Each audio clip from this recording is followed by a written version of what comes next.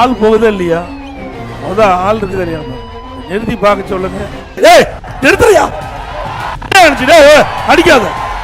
ஒவ்வொரு முறையும் ஆள் இல்லாத ஆம்புலன்ஸ் இயக்கிட்டு தப்பி கம்பிட்டு போங்க. நம்பரை குறிச்சு வச்சுங்க. நம்பர் குறிச்சுக்கீங்க.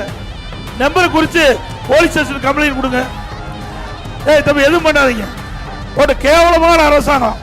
அரசாங்கம் எதுக்கிறதுக்கு தில்லு வேணும். அரசு நீதி எதுக்கு வேணும்?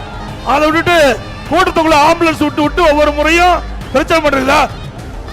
இந்த டிரைவரு இதெல்லாம் குறிச்சு வச்சுக்க. நம்பர் குறிச்சு வச்சுக்க. யாருன்னு அப்புறம் பேசிக்கலாம். இது மாதிரி 1000 ஆம்புலன்ஸ் விட்டாலும் மக்கள் மனதை மாற்ற முடியாது. நான் ஆரம்பத்துல இருந்து இது கிட்டத்தட்ட ஒரு 30 கூட்டத்தில் பார்த்திருக்கிறேன்.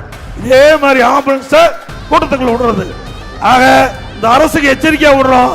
வெறும் வண்டி ஆம்புலன்ஸ் வந்தா அது யார் ஓட்டிட்டு வராங்களோ அவர் பேசிட்ட மாதிரி ஹாஸ்பிட்டலுக்கு போக வேண்டிய நிலைமை ஆயிடும்.